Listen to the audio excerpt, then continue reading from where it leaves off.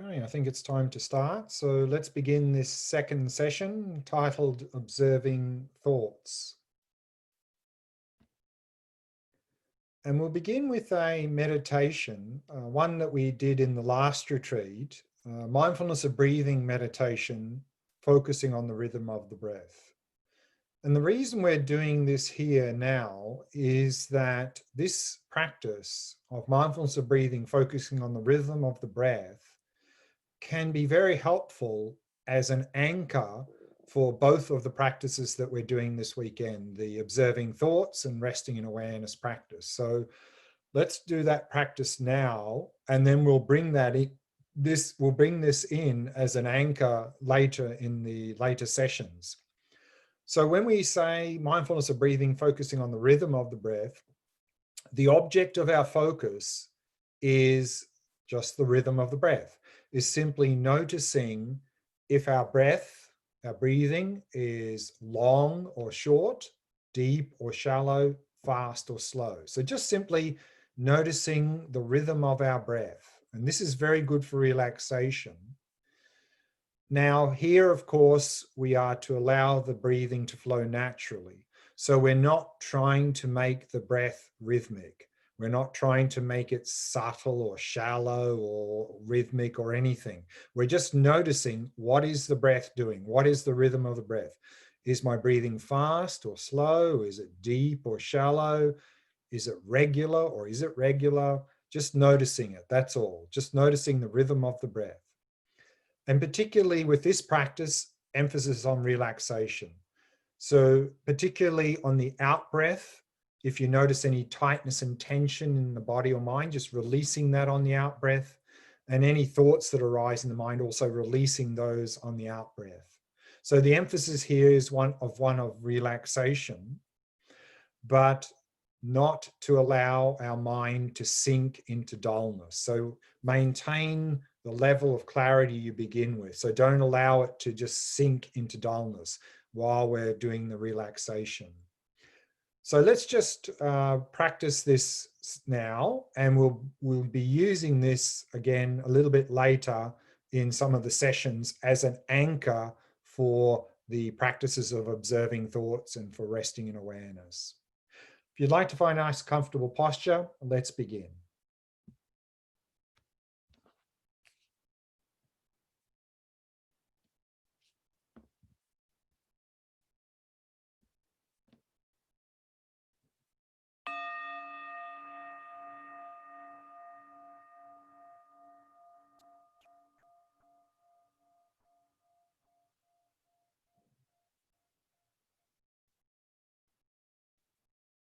As always, we begin by preparing the body, establishing a good posture.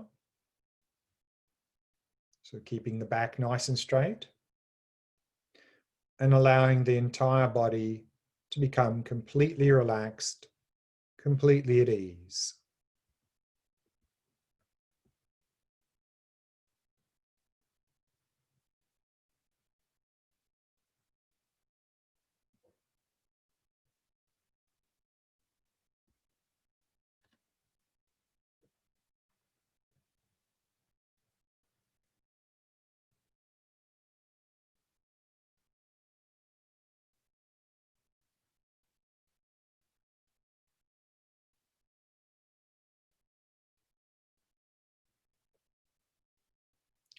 And relaxing more deeply with each out-breath.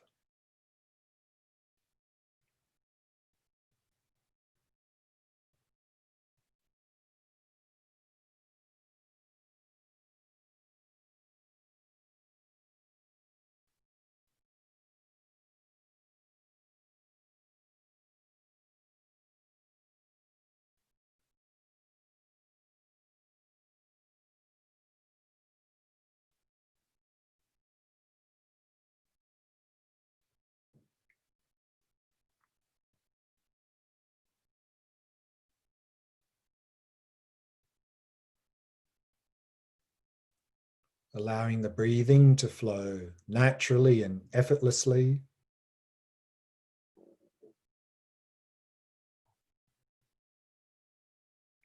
not trying to control or regulate the breath in any way.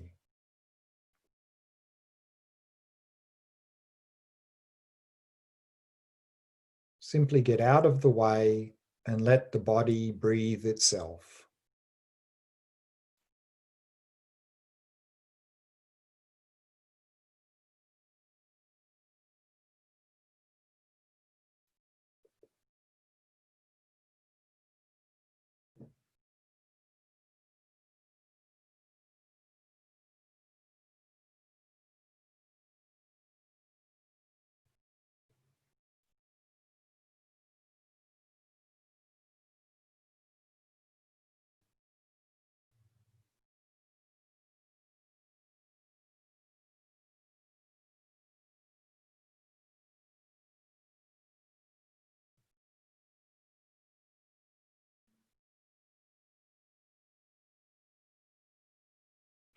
And allowing the mind to come to rest in the present moment.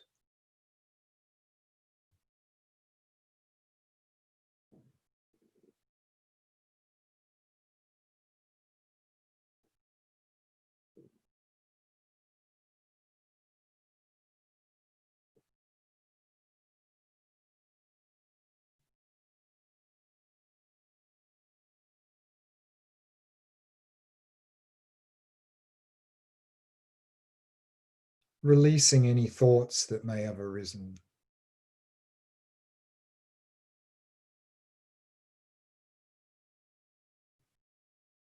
And resting in that stillness.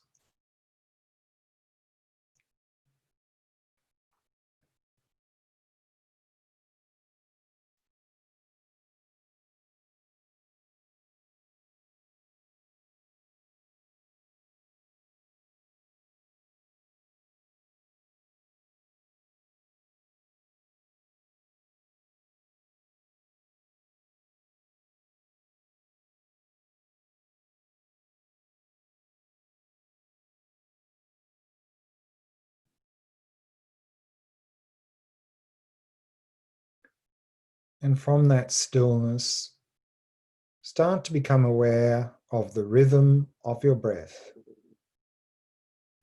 Noticing if it's fast or slow, deep or shallow, long or short.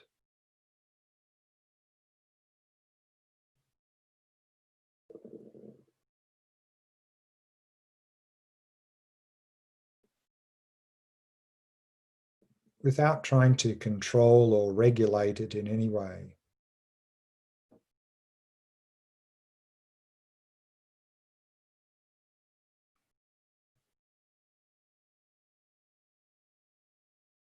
Simply maintaining an ongoing flow of mindfulness of the rhythm of the breath.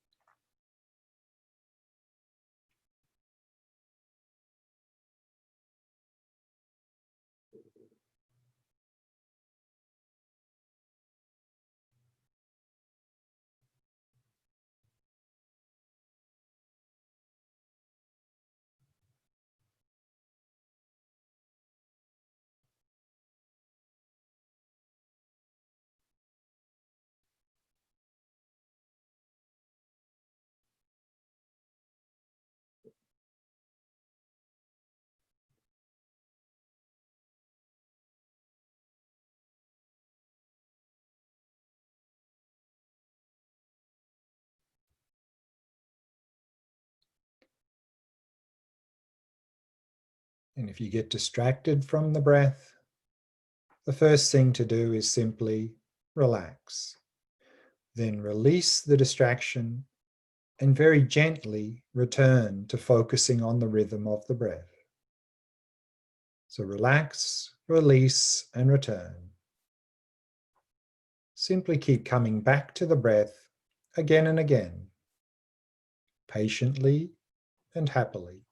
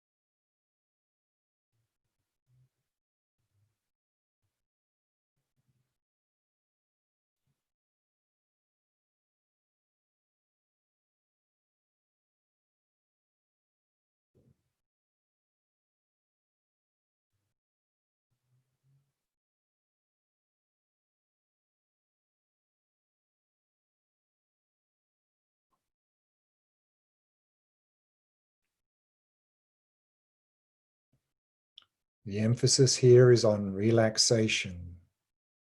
So using the out breath to relax and release any tightness or tension in any part of the body, any tightness or tension in the mind.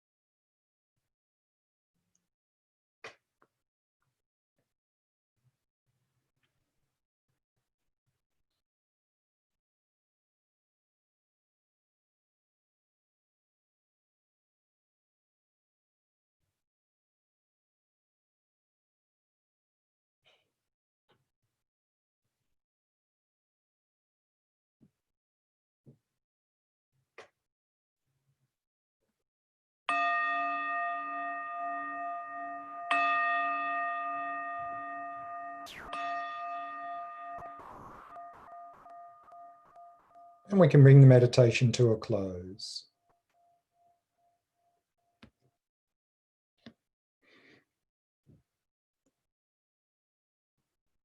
We'll begin this session now with a short review of a couple of topics we didn't cover in the introduction in the last session. Then we'll look at what do we mean by observing thoughts. Look at the actual practice that we'll do that meditation, some tips for that practice, and then we'll finish with some question answer. So in that shamatha training, there was a number of points we're going through. These prerequisites, which we briefly mentioned in the last session, we'll look at in more detail in session 8. The prerequisites are how to sort of set up our life in such a way to support this practice. We already looked at in terms of preparing body, speech, and mind at the beginning of meditation session. In the last session, we reviewed the 3 qualities that we're cultivating in this practice, the qualities of relaxation, stability, and clarity. Relaxation, the basis. On that basis, we can improve stability of attention. And on the basis of a more stable mind, we can then work on improving clarity of attention. The objects that we use in shamatha practice, the general recommendation is use the object that works best for you. We saw there that in the last session that the recommendation from many of the past Buddhist masters was that if you have a highly discursive mind, then definitely the best object for you is the breath. So that accounts for most of us in the modern world. We're caught up in a lot of obsessive compulsive thinking. So the breath is very good for many of us in the shamatha practice. And that's the object we focused on in the last retreat. But also Alan Wallace recommends 2 more objects that are particularly suitable for us in the modern world. That is focusing on the mind, the practice we're looking at now, and then the resting in awareness practice, the one we'll begin to look at in the last session today and then continue tomorrow morning. So that brings us to the other 2 topics that we'll review now that we've also covered in the last retreat. And that is, what tools do we use in this practice? These 2 tools of mindfulness and introspection. And then what faults can arise in this practice and how do we overcome them? The presentation there of the 5 faults and 8 antidotes. So let's have a look at those 2 presentations now.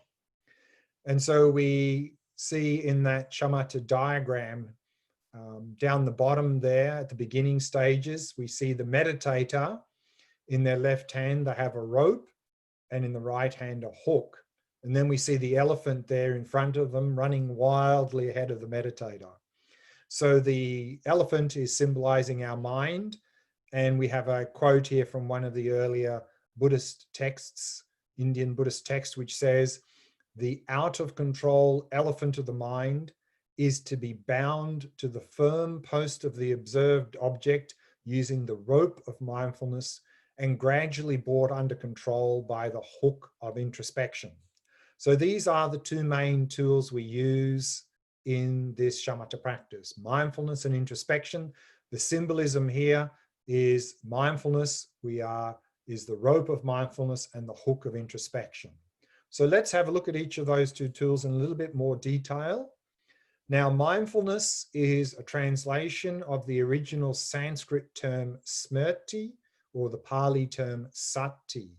And both of these terms literally mean memory, to remember. So mindfulness is simply our ability to remember the object, to not forget the object, to not become distracted.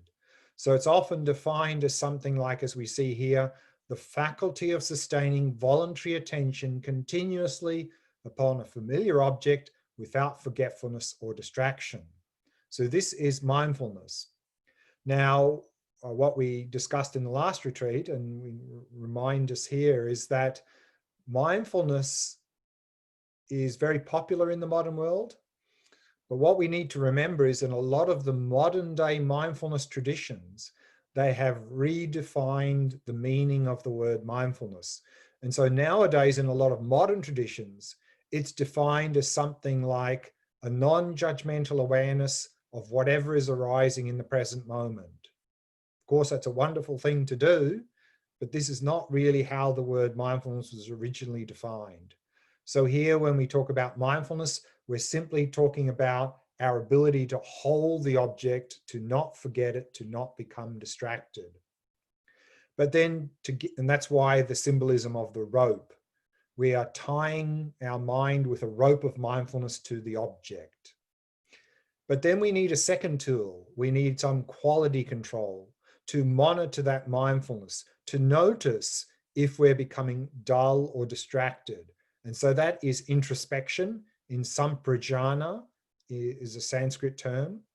And here it's defined as a mental faculty having the function of monitoring the state of one's body and mind. And in particular in shamatha, its main function is to notice the occurrence of laxity and excitation. And we'll look at those two imbalances. They're sort of the technical words for dullness and distraction. So introspection is quality control. And if we're noticing we're getting dull or distracted, we hook the mind back to the object. So that's the symbolism of the hook of introspection. So these are the two main tools we use in shamatha practice. We are strengthening both of those. And then this quote we had from Panchen Losang Cheki Gyaltsen, a great 16th century Buddhist master, Tibetan master. And he says, shamatha is attained by progressing through the 9 stages, relying on the 8 antidotes to abandon the 5 faults. So remember, shamatha is the level of concentration or samadhi that we are trying to cultivate, this single-pointed attention. And the classic model in terms of stages of progress to shamatha is this 9-stage model, which is here we see in this color diagram, this windy road with 9 stages along it to the goal of shamatha, which is in the middle at the top. And Panchen Losang Cheki Gyaltsen is saying we can progress along those 9 stages by applying the 8 antidotes to abandon the 5 faults. So let's have a look at those briefly. So the first fault is laziness. And so like everything in our life, if we see no benefit in an activity, we're going to be very lazy when it comes to doing that activity. Similarly here, if we really don't appreciate the benefits of this practice, we're going to be very lazy when it comes to doing this practice. So therefore, the first antidote is faith, meaning to reflect on the benefits of the practice. And we saw some of the benefits in the last session in terms of improving our attention skills, better mental balance, all of these things, and also that it's integral to the achievement of genuine happiness. So if we reflect on all of these sorts of benefits of doing this practice, we're going to have faith in the practice. We're going to have faith that the practice will benefit us. The more faith we have in the practice, the more aspiration, the more we'll want to do the practice. And the more we aspire to do the practice, the more enthusiasm and effort we'll put into the practice. And then the more enthusiasm and effort we put into the practice, then the more we'll have this, what's called pliancy. Pliancy here is flexibility or serviceability of body and mind. Now our body and mind are not very flexible or serviceable or pliant. We tend to have a lot of heaviness in the body, and we tend to have a lot of resistance in our mind to the practice. But as we overcome laziness and we go further into this practice, then both our body and mind will become more pliant, more flexible, more serviceable. What that really means at the higher levels, we'll look at in some detail in the 3rd session tomorrow. So the second fault is forgetfulness. So this can mean forgetting the instructions or forgetting the object. And so the antidote, of course, is mindfulness, to remember the instructions, to remember the object, to hold the object. Then the third fault is the twin pair of laxity and excitation. And these are the technical terms for dullness and distraction. And so the antidote to those is introspection, is to monitor for the occurrence of laxity and excitation. So let's just briefly go to the next slide, because it talks a little bit about that. Now, why do we talk about excitation? Why don't we just use the word distraction? The reason is that the most common form of distraction is excitation. We're pulled away by the so-called sense pleasures. And we see that here in the color diagram. We see the 5 sense objects that are the objects for excitation, the pleasant things. We see down the bottom here some fruit, so that is taste. To the side of that, we have a silk cloth, so that's tactile. Above that, we have 2 round objects here, which are symbols, so that's sound. To the left of that, we have a shell with some perfume, so that's smell. And then diagonally above that here, we have a round object, which is a mirror, so that's visual. So these are the 5 sense objects, which are the objects of excitation, what pulls us away from the object. So that's why we have excitation rather than distraction. Now, what to do in the event of excitation and distraction is, the first thing to do is relax, because often if we get agitated, excited, and distracted, we get frustrated, we get upset, we clamp down harder. So to avoid that tendency is, the first thing we notice when we get distracted, then relax the body and the mind. Then release the distraction and very gently return to the object without clamping down harder. So relax, release, return. So these are 3 key words that can help remind us as beginners what to do in the event of distraction.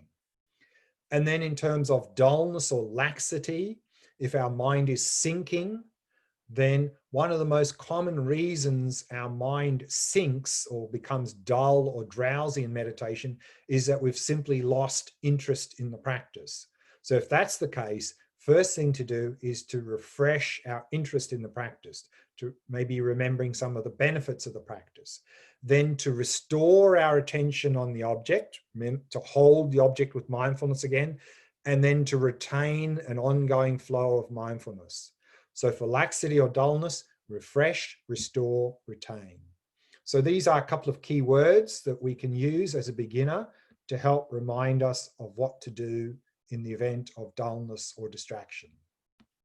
So if we go back to the 5 faults, then the 4th fault is non-application.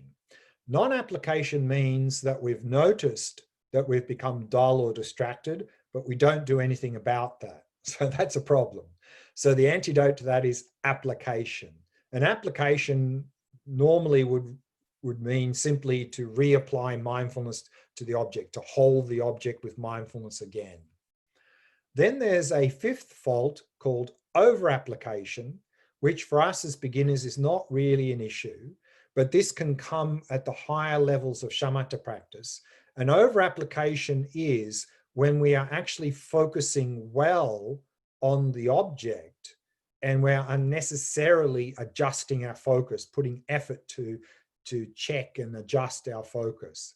So in that case, the antidote is equanimity. And here the word equanimity means balance. It means our mind is already balanced, so just leave it as it is. In other words, if it's not broken, don't fix it. So these are the 5 faults and the 8 antidotes. And if we apply these 8 antidotes to the 5 faults, we will move slowly along these 9 stages to shamatha, and we'll look at those 9 stages tomorrow, in a couple of sessions tomorrow. And then the last quote here, we have a quote from Tsongkhapa, who's really the founder of the Geluk school of Tibetan Buddhism. And this is coming from his classic Lam Rim text. And on shamatha, he says, if you cannot stop the laziness of being disinclined to cultivate concentration and of enjoying things that are not conducive to it, from the outset, you will not gain entry into concentration. So this touches a little bit on the last session. We talked about these prerequisites, that if we're caught up in chasing after a lot of pleasures out there, then of course, that's not going to be very conducive for doing this practice, because we're not going to be interested in doing this. We're going to be very lazy because we're too busy trying to get more pleasure, more wealth, more stuff, and so forth. And so we'll talk more about this again in the last session tomorrow. So one of the key elements here is, again, to shift our perspective, to really appreciate that the source of our happiness is not out there anywhere. It lies within our own mind. And this shamatha practice is the gateway to that genuine happiness and inner well-being. If we really appreciate that, then we're going to have a lot of faith, not only in this practice, faith, we'll have a lot of aspiration, we'll have a lot of enthusiasm to do this practice. We'll really overcome laziness in terms of this practice. So we've covered the relax, release, return, and so forth. So let's now move to the practice that we're going to be doing in this and the next session, and that is observing thoughts. So this is there's two variations of really observing the mind. One is observing the contents of the mind, observing thoughts, and the other is turning awareness in upon itself, resting in awareness. So first we'll look at the observing thoughts.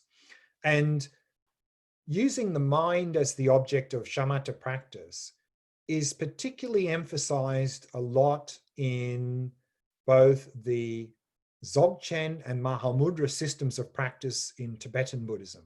Because in both of those systems of practice, when it comes to realizing the nature of reality, the focus is on the mind. So they're often called nature of the mind practices.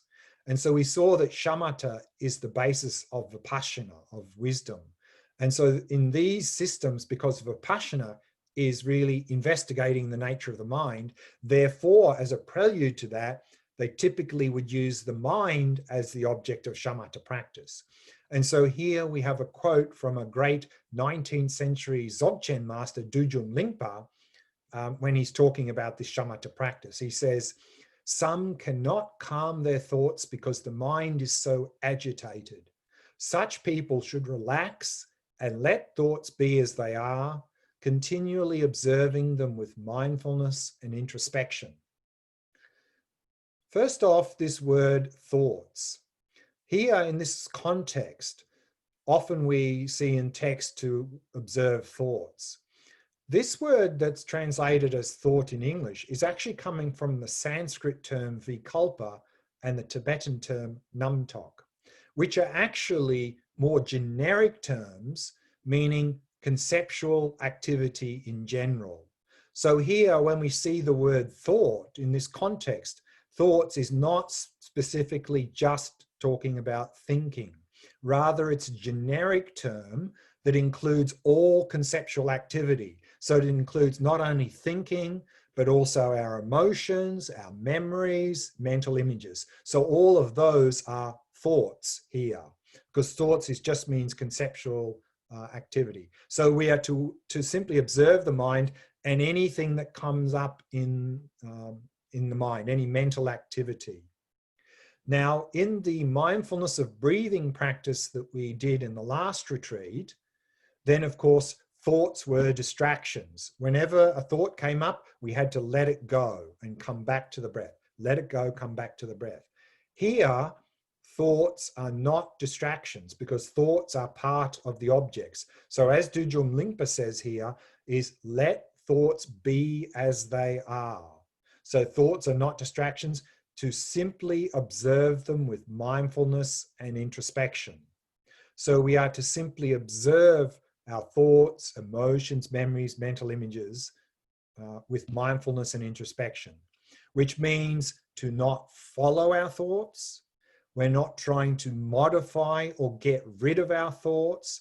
We're not trying to make the mind still. You know, often people feel, who don't have any understanding of meditation, they often think that, oh, meditation's all about making the mind still. That's not true.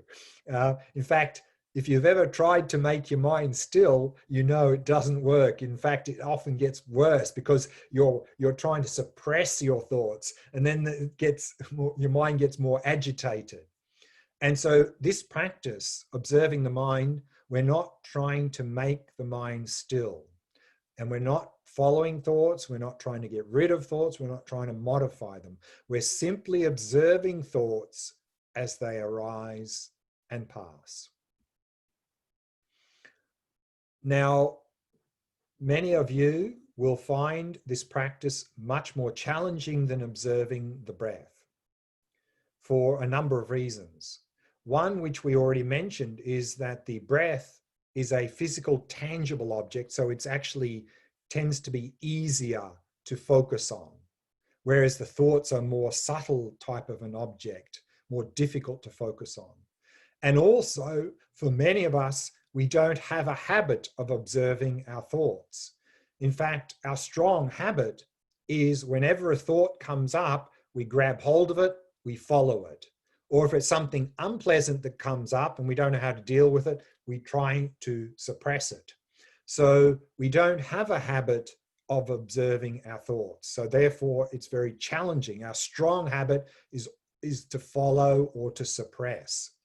However, the reason Alan Wallace recommends this, and it's also used in, of course, Dzogchen Mahamudra tradition, is particularly for us in the modern world, enormous benefit with using this as the object for shamatha. As I mentioned, I think briefly earlier, many of us in the modern world are the slaves of our own mind. We're often tormented and overwhelmed by our thoughts, emotions, and memories. And then often if they're unpleasant and we don't know what to do with them, then we try and suppress them. And suppressing them doesn't deal with them. They often just manifest as physical problems in the body, and then we project a lot of this negativity onto the people around us. So therefore, we are tormented, overwhelmed by thoughts, emotions, and memories.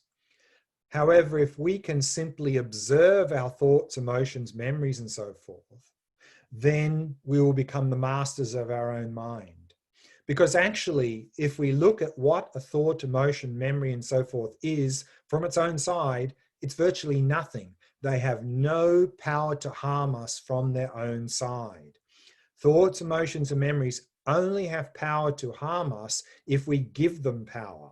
And we give them power in one of two ways, either by identifying with them and following them or trying to suppress them. Then they have a lot of power to harm us. So if we can just step back and watch them, then we will really become the masters of our own mind. And also, therefore, it's very much a healing practice, healing the mind, because a lot of our mental disturbances are through suppressing thoughts, emotions, memories, and so forth. And by doing this practice and not suppressing and simply acknowledging them, allowing them to arise, they release themselves. So it's very much a healing practice. Also, this practice is very much a bridge into the Vipassana practice. Because simply by observing the mind and our thoughts, we could intuitively come to an insight into the nature of our mind. So these are some of the benefits and advantages of using the mind as the object for shamatha practice. And this is why we are doing this practice now. So let's have a look at the actual practice. So the actual practice, one of the quintessential instructions in this practice is let your gaze be vacant. What that means is to have the eyes open. Now, the general recommendation for meditation is to have the eyes at least slightly open, to let some light in, otherwise we fall into dullness. However, we saw with the mindfulness of breathing practice that many of us, particularly in the modern world, tend to be quite agitated and quite a lot of tension. And so therefore, having the eyes open may increase that agitation. So for some of us as a beginning phase of meditating, particularly with mindfulness of breathing, it may actually be helpful to meditate with the eyes closed. But even in that practice, as we get deeper into the practice, if you keep meditating with your eyes closed, then at some point you're really going to have a problem of dullness. So you'll need to probably open your eyes slightly. Here in this practice, it's very much recommended to have the eyes open, either partially or just naturally open, and just resting your gaze in the space in front of you. So we're not actually looking at anything. We're just resting our gaze in that space in front of us. Now, there are a number of advantages to having the eyes open.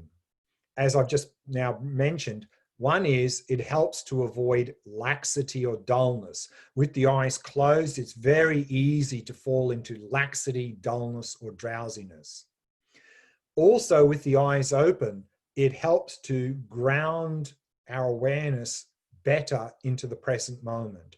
With the eyes closed, it's much easier to drift off into the past and the future. With the eyes open, even though we're not really looking at anything, the visual gaze is somewhat engaged, and visual gaze only happens in the present moment. So it helps to lock us better into the present moment. Another advantage of using the eyes open in this practice is it starts to break down the false sense of duality. That is, if we have the eyes closed, we have a strong sense that there's a me in here and a world out there. There's a me in here, that somehow also that the mind is somehow inside the head, but at least we have this sense there's a me in here and a world out there. There seems to be this subject-object duality.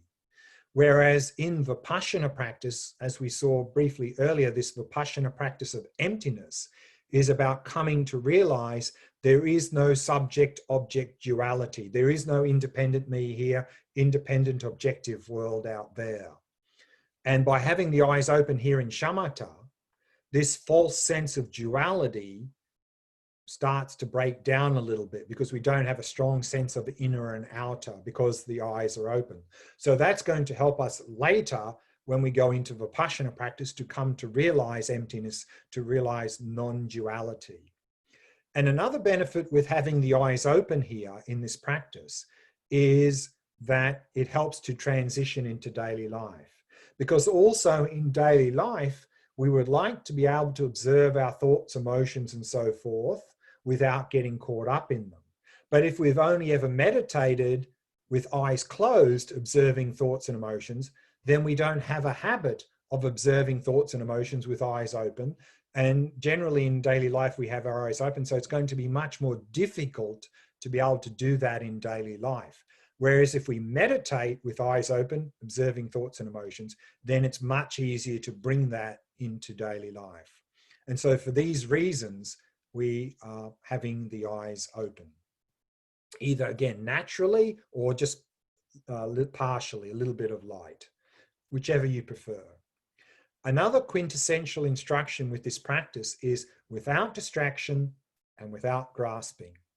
So without distraction means not allowing yourself to get caught up in any appearances, to not follow your thoughts, to follow distractions and so forth. And without grasping is to not grasp onto the more subjective mental events, that is emotions and desires and so forth. So whatever is appearing, to not allow yourself to get caught up in your thoughts and emotions and memories. Simply observe them as they arise and pass. So let's now look at the actual practice before we go to the meditation. So first point is, what is the object? We have to be very clear, whatever shamatha practice we're doing, we have to be very clear, what is the object? So in the earlier practice from the last retreat, the object was the breath. In other words, the tactile sensations of the breath. Here, what is the object for observing thoughts, observing the mind, is the space of the mind and whatever mental events arise in that space. meaning in this practice, we're not focusing on any sense objects. So we're not focusing on visual objects, sounds, sensations, smells and taste and so forth. Of course, sounds and sensations will continue to arise, but we're not paying any attention to them.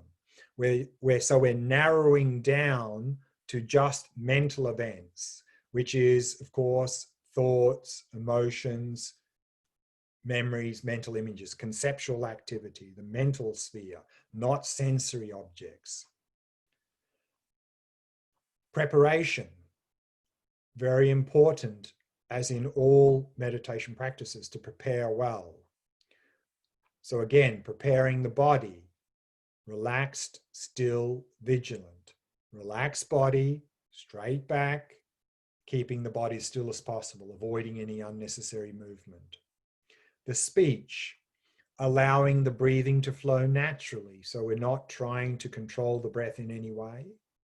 Now, in this and the next practice we're going to do, resting in awareness, you can breathe through your mouth or your nose. Of course, with the earlier practice we did last retreat, focusing at the not particularly nostrils, we had to breathe through the nostrils because the sensations of the breath at the nostrils. But here in this practice and in the resting in awareness practice, if you prefer, you can breathe through the mouth. Some people prefer it, actually. They find there's sort of less resistance. So as you like, breathing through the nose or the mouth, doesn't matter. Preparing the mind.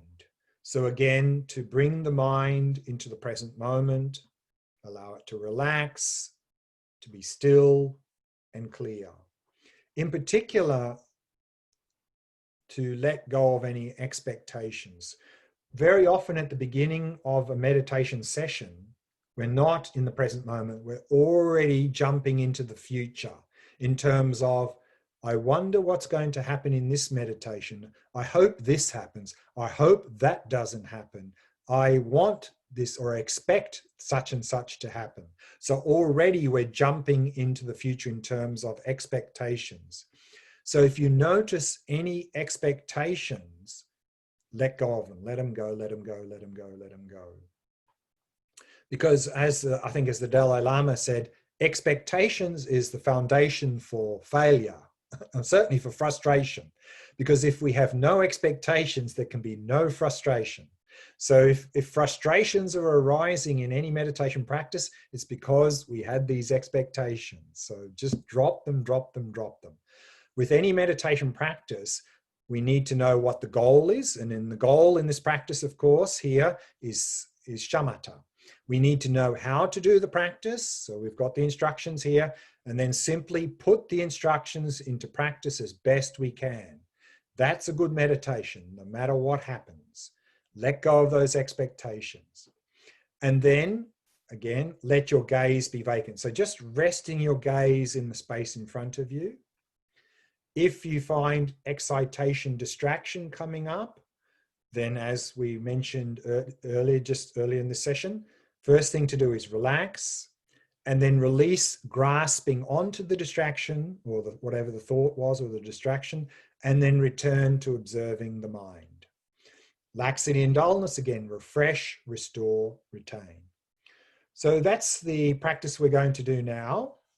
So if you'd like to find a nice comfortable posture, let's begin the practice.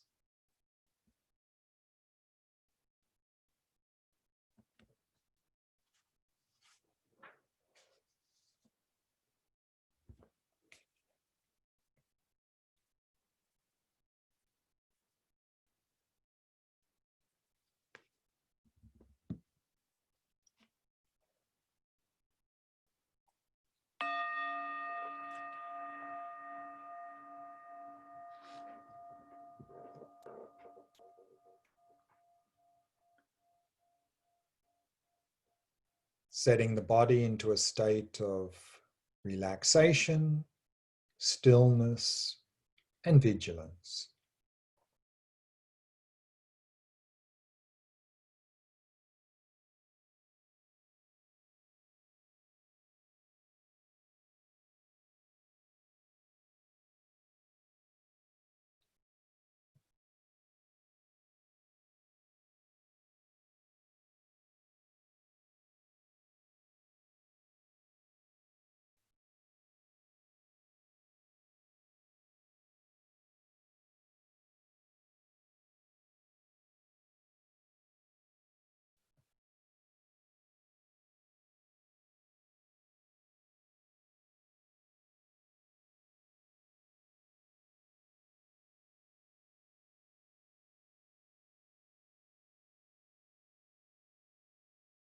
and relaxing more deeply with each out-breath.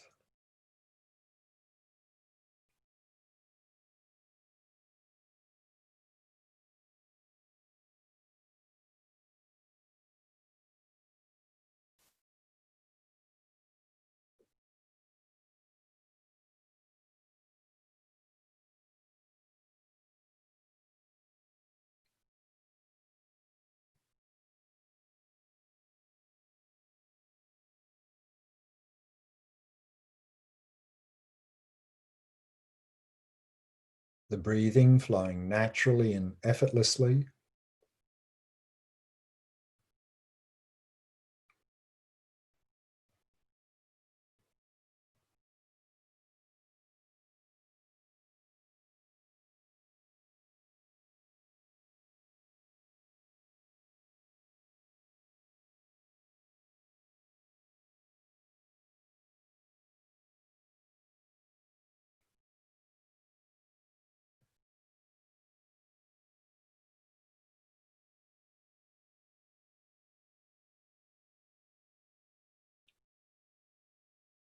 And preparing the mind. So not dwelling in the past, not anticipating the future. In particular, letting go of any expectations for this meditation. Letting go of all of these things. And simply allowing the mind to come to rest in the present moment.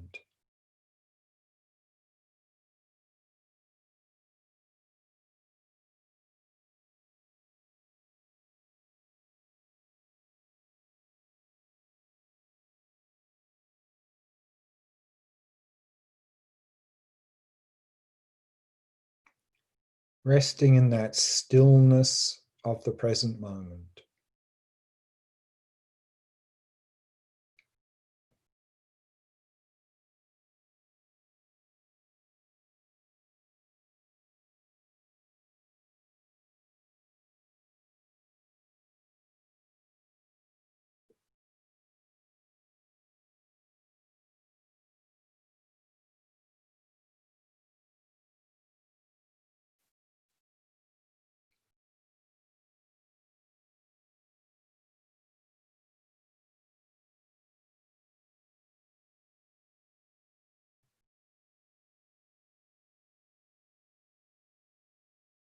Allowing the eyes to be at least partially open, resting your gaze in the space in front of you, keeping the eyes soft and relaxed, blinking as often as you need. And now bring your attention to your own mind and observe your own mind and whatever is mental events are arising in the space of the mind.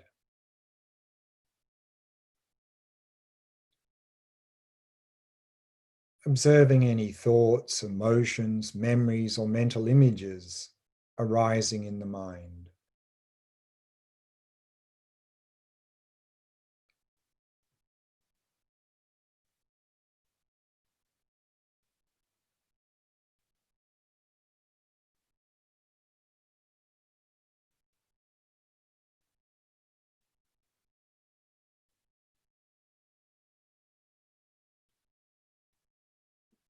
Without following thoughts, without trying to get rid of thoughts.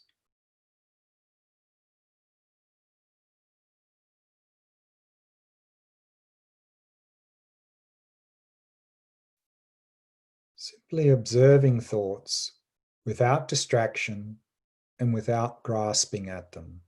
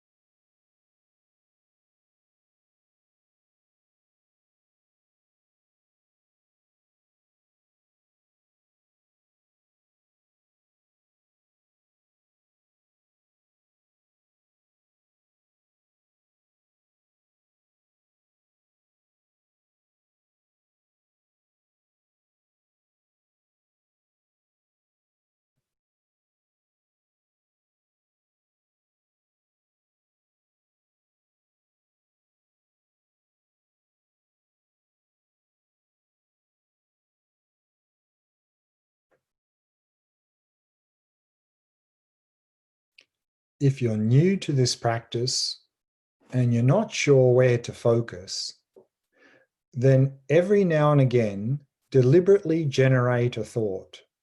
Any thought will do. And watch that thought as it arises in your mind. And watch it as it disappears back into your mind. And then keep your attention right where it was and see what comes up next in that space.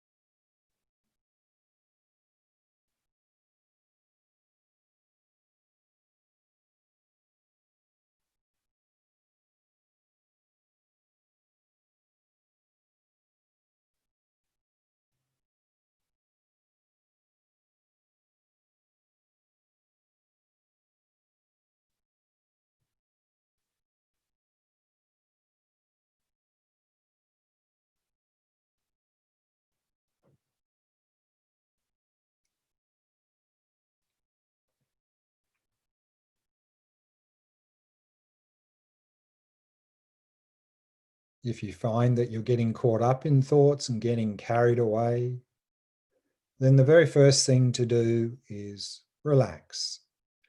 Then release grasping onto that thought and very gently return to observing the mind. So relax, release, and return each time you become distracted.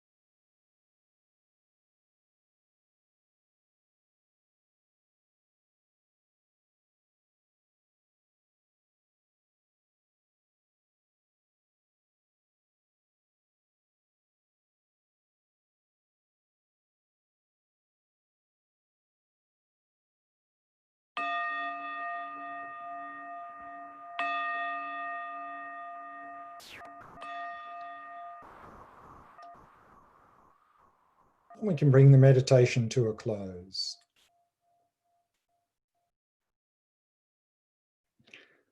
So just a couple of tips for the practice before we have a bit of time for Q&A. When we begin this practice, probably the most common experience we have is we get caught up in thoughts, because that's our habit. So as soon as a thought comes, off we go. So what to do in that case?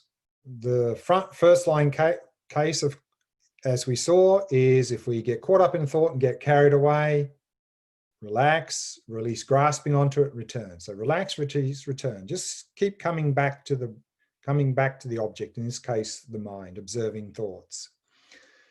Another thing we can do, we'll experiment with in the next session, is noting or labeling of thoughts. When a thought comes up, if we give it a name, then we're making it an object. So we get some space from it. So we can do a little bit of noting or labeling of thoughts to get a little bit of space from the thoughts. And we'll comment a little bit more about that in the next session. Another thing we're going to experiment with is then anchoring in the breath, is particularly using the rhythm of the breath practice we did earlier this session, was to use that as an anchor to help avoid getting distracted. So we'll look at how to do that in a little bit more detail again in the next session.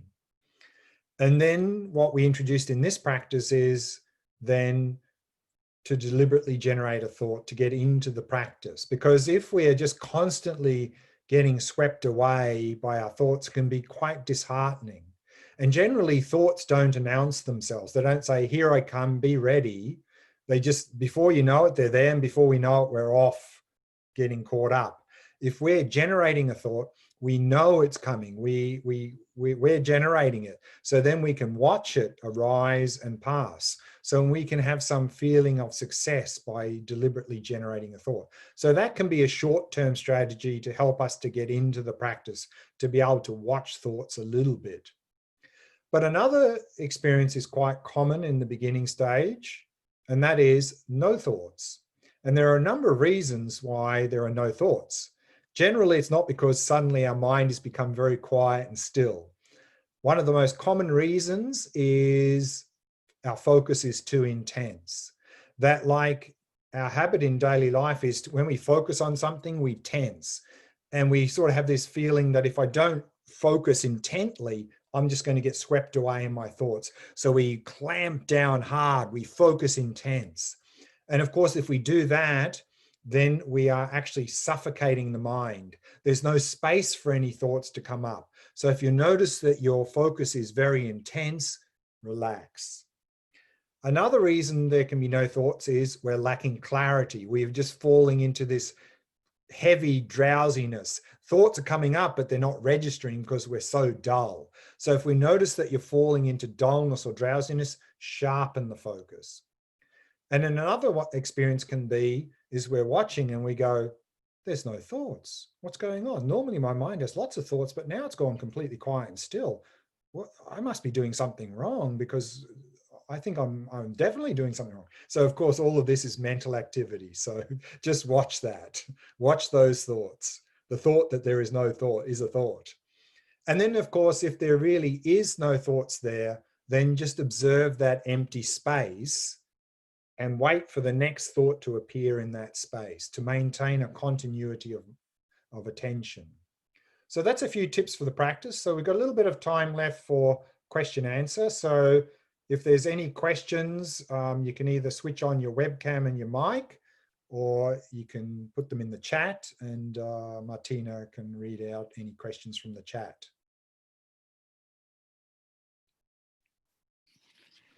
Glenn, I have one question, Mikkel from Copenhagen. Mikkel, yes. I'm curious about how we can deepen our level of attention if we choose the as the object, because generally when we practice Sorry, I missed a bit there. If we choose what as the object? If we choose thoughts, yeah, as the object, because they are changing, so it's one thought coming after another. How do we deepen our attention through shamatha practice because it's Mhm. different from the object of the breath, which of course is also changing, but we kind of stay with the same object and we deepen and deepen and deepen. So how do we do that with thoughts? Right. Yeah. Well, I think you mentioned part of the answer there is that actually even the thoughts, I mean, even the breath is a rising and passing, isn't it? The in and the out breath.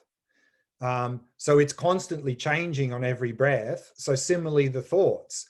And thoughts, of course, we are narrowing down the focus. We're not doing what's sometimes called open awareness, which means just observe whatever's arising, including sound, sensations, and so forth. If we're doing that practice, then it can be a bit difficult, or it's not as effective to develop our attention skills because the attention is too broad in six faculties. Here we're narrowing down to the mental faculty, and we're narrowing down, just to the mental faculty and whatever's arising there. As we're going to see in the next session in stages of progress, when we start to observe thoughts, we're not feeding them, which means the habit of them coming up will get less and less and less. So what you'll find is that as we go deeper into the practice, our mind will become naturally more quiet and still. And then eventually in this practice, the object is just the mind itself. There'll be no mental activity there at all. So there is that sort of progression as well in this practice. Thank you. Okay. Any other questions?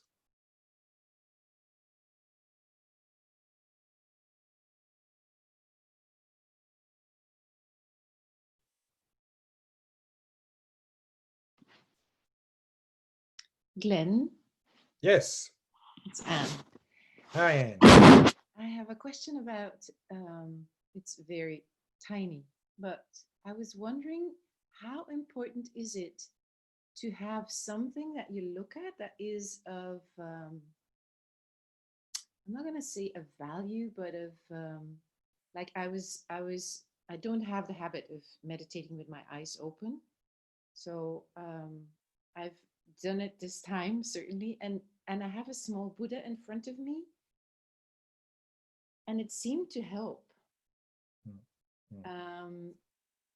So that's one question. And then I have to say, because my eyes were open and suddenly there was a big black bird out on the table outside. And I was like, oh, it was sort of frightening. So I was, of course, distracted.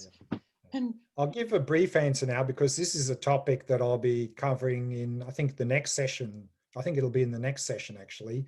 Some tips about the eyes open.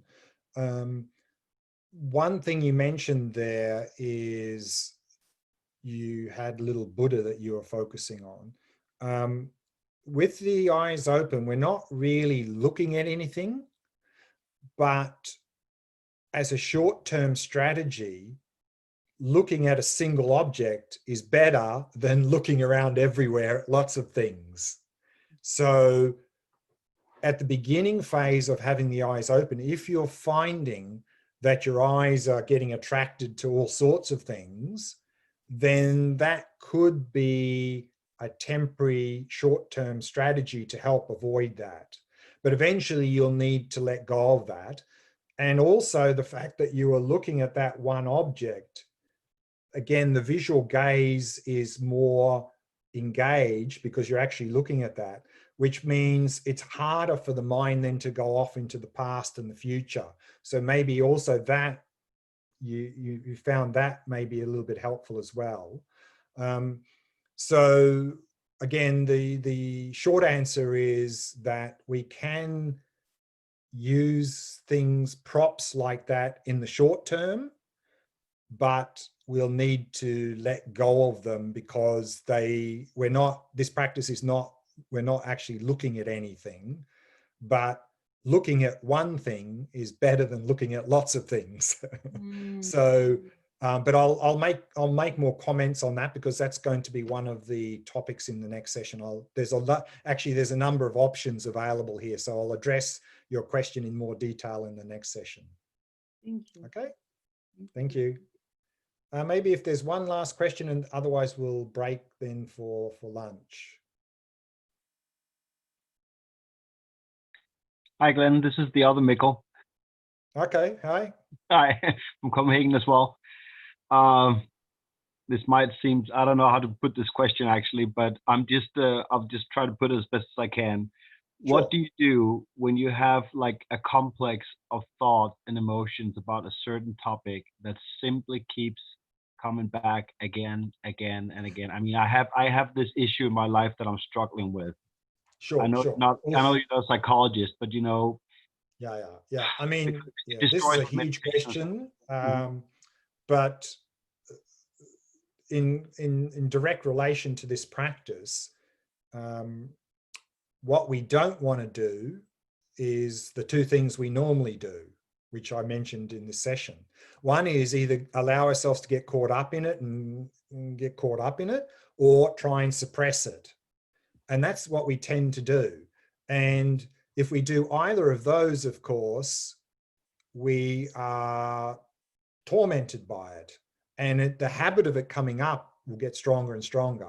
So the first line strategy that we do with that, and that's directly relevant to this practice, is just observe it without hope and fear, without the hope that it goes away or fearing that it won't go away. Because if we get caught up in hope and fear, we're caught up in it, either entertaining it or trying to suppress it. So that's why this practice can be so beneficial for these sorts of things, is that it enables us to have the ability to simply observe these things. Now, there's a lot more to be said, but it's a bit beyond what we're doing at the moment. But if we can observe it, at least we're not feeding it. So you'll find that one, it won't have any much power.